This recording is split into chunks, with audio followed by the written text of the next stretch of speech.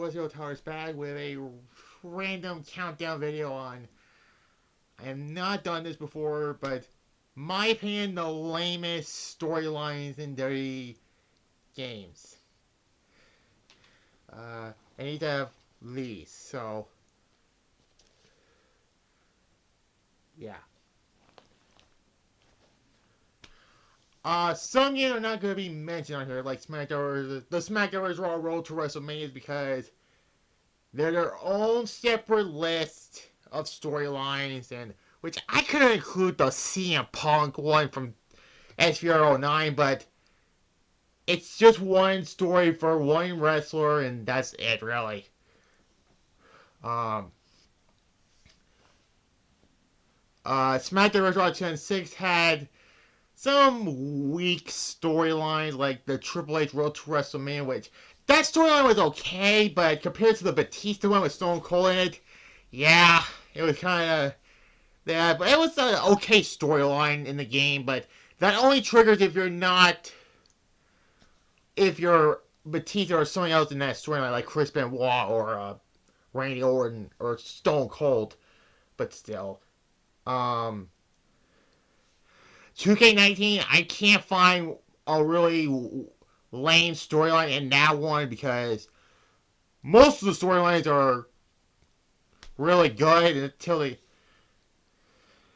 and one really whacked out one where you're kidnapped by Bray Wyatt. But again, like the only weak one I have is you going for the U.S. title and the Sammy Kevin.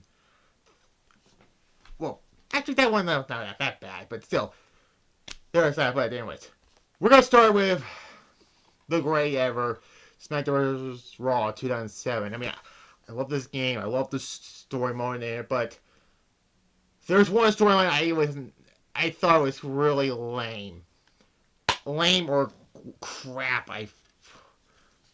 But still lame or bad, but still.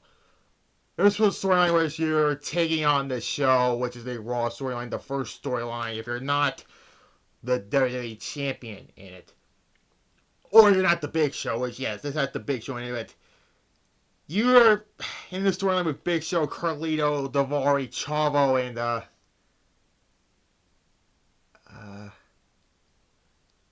yeah, those guys. And then your Big Show. If there's two choices in it, if you're part of the Lead Pipe Goons or if you're with the Big Show. But let's be fair here. I mean, when I would do this storyline, I always chose to be with the Big Show. Like seriously. I mean, there's that. But this doesn't end on a pay-per-view. It just ends on a Raw, and that's really. I feel like this is the weakest storyline in the game, and it's really a lame one too. So, again, I love this game. Today is be 20 years old next year. Also, let's get to the next one. SmackDown vs. Raw 2008. Like I said, there's nothing. I can't put a Road to WrestleMania on SmackDown vs. Raw 2009 to 2012. I mean, I could put the Triple H one because I mean, compared to the first arc and the last arc, but still, it's not that bad. But we get some really bad storylines in this one. In the 24/7 mode, which you're picking the wrestler side, but I have to go with the Survivor Series storyline where you're fighting either SmackDown Raw or the ECW Championships. Well, SmackDown's World Heavyweight Championship and Raw's WWE Championship. In my playthrough I did, which is not really a real playthrough, I can't do something like that, but I was Batista, and then you're on the road to Survivor Series where you're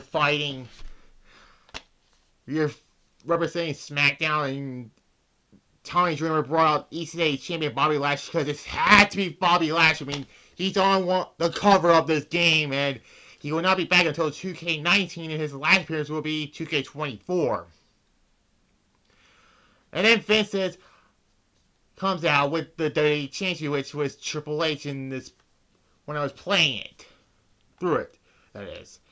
And it says it's going to be a triple threat match for the WWE World Heavyweight and ECW Championships. Where the loser loses their championship, really. Now, this storyline was kind of dumb, I thought. Because when you win the ECW Championship, you cannot be transferred to ECW because reasons. So the GM would be Tay Long or the coach said, sorry, we can't have ECW wrestlers invading your brand, so we're going to have to get the belt back to their brand. So what was the fucking point of giving the whole triple threat, the loser of the match gets their belt taken away, and there's a, if you win the WWE Championship, you go to Raw or stay on the other brand or vice versa. But I think this is the worst, that was the worst storyline in SmackDown vs. Raw 2008. I'm not really a fan of the whole idea of the 24/7 mode, which you're the wrestler or the general manager together, which is kind of stupid, and I thought, look again, this game is fine. It's way better than SmackDown vs. Raw 2009, but it's one of the weaker games in the SmackDown vs. Raw trilogy, and you compare that to the one prior, which was SmackDown vs. Raw 2007, because that game was amazing, you know. And I said before, you know, that Big Show storyline was weak, but compared to the other, like, wild storylines, and one that's really, really eerie, which I'm not going to say. You know which one I'm talking about. The first SmackDown arc, but still. Like I said, we're going to skip to 12 years. What do you expect with this? Really? What do you expect?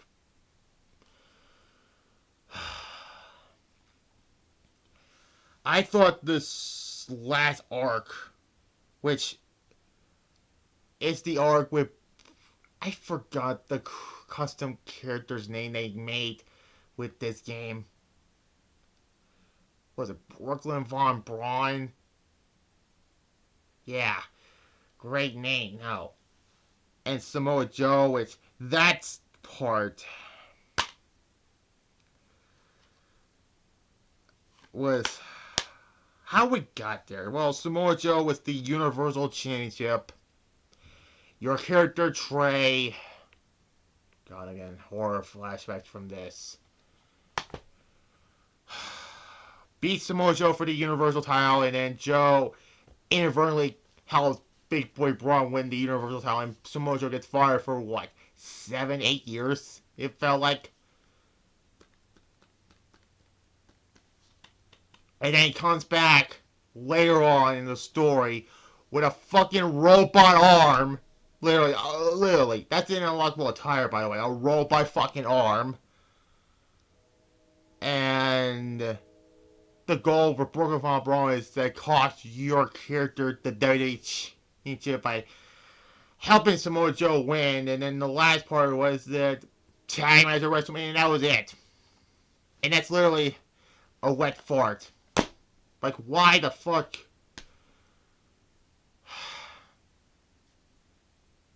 I don't understand the whole robot arm thing. It's like, we need to bring Samoa Joe back in the story. What do we do? Oh! Let's have a robot arm. And that was the follow-up from 2K19. I mean, other storylines were meh, except for finding the Undertaker's urn. But then again, that whole Undertaker urn storyline was kind of, well, if we go back to the last time I did a storyline with every time the biggest 38 games gets weird and scary, you know, that part is in there. 2K22, which was a resurgence from this. I did not like the Charlotte storyline where she formed a faction, which that's kind of stupid. It's just like the Big Show one where it ends on a Raw, and that's it. There are other storylines I did not like. The Seth Rollins one, which was, yeah, that one's kind of dumb also. Um, did not like the King of the Ring storyline at all either. And yeah, this did not have a proper end to it. Because this only ends when you got every storyline completed. That's it. From all three brands.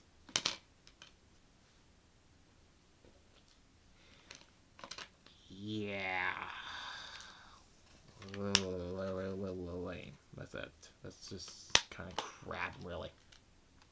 There was supposed to be a Bray Wyatt one, but he was not in the game when this came out, so except for that Island storyline with the Y6. So yeah. Why can't we unlock those Island arenas in the game? I don't know why. WWE 2K23, I didn't like the last part of the Legacy storyline, really.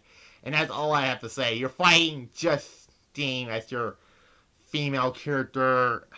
What is up with 2K getting these random created characters, really? The men's one was, I thought it was a better end with it. You're fighting Randy Orton at SummerSlam for the WWE Championship. Yeah, SummerSlam, not WrestleMania for some reason. But there's that. That's all I have to say about 2K23. It's the last part of the Legacy storyline. It was good until the last part. Wasn't 2K20 like bad, but still.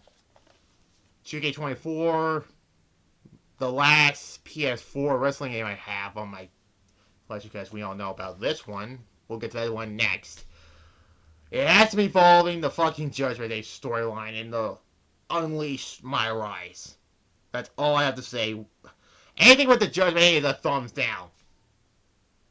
And, like, it's, like, there's other, like, story elements to it, but the last part is you find Rhea in an ambulance match.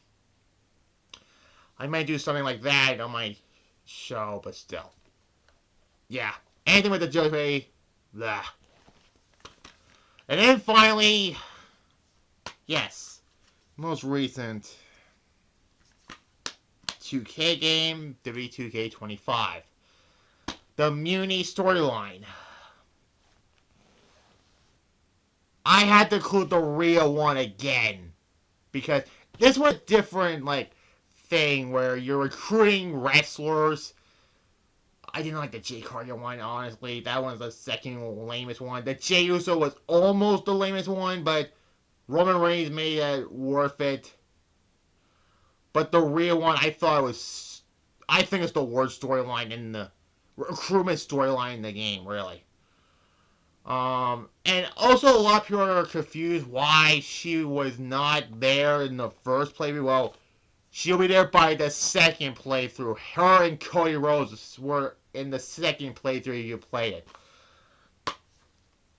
And that's how you do it. All it was you recruit her and then she won a bunch of championships.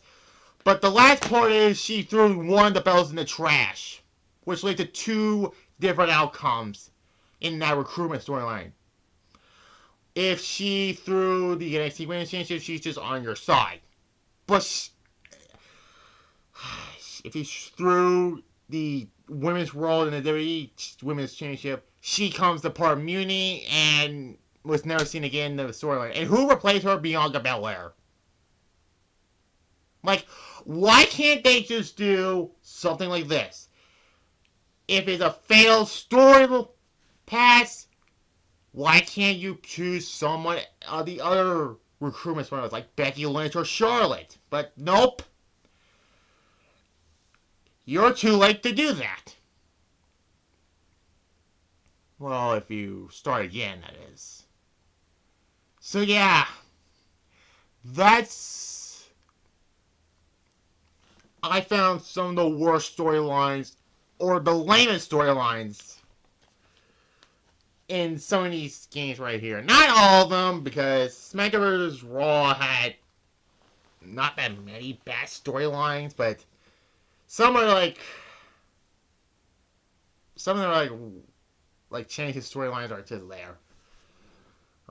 Episode 92 is Showdown, and then Thursday, my second show, you can subscribe to Communication. On that one, you will see WWE Vengeance 2003, and move on from there. Like this video, comment below, subscribe to this channel, notification bell, as well as my second channel, Towers vs. Reviews. So, like I said, Vengeance 2003 will be on there.